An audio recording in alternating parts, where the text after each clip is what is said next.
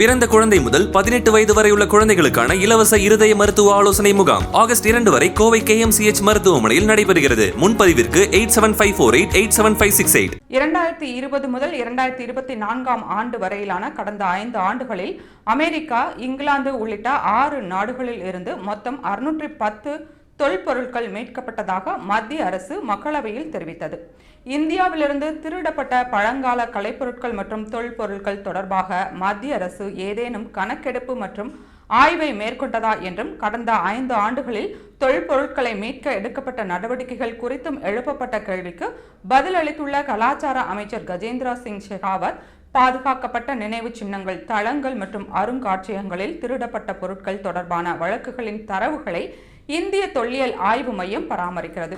2020 ஆண்டில் ஆஸ்திரேலியாவில் இருந்து 3 கலைப்பொருட்களும், இங்கிலாந்திலிருந்து 5 கலைப்பொருட்களும் மீட்கப்பட்டன.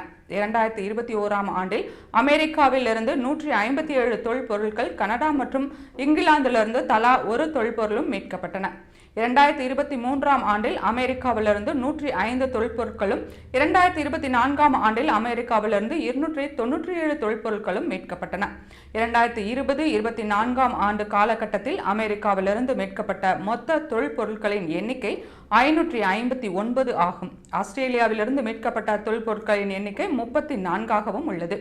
2020-24 ஆண்டுகளுக்கு இடையே America, England, Australia, Canada, Italy மற்றும் தாய்லாந்து ஆகிய 6 நாடுகளிலிருந்து 610 தொல்பொருட்கள் மீட்கப்பட்டன.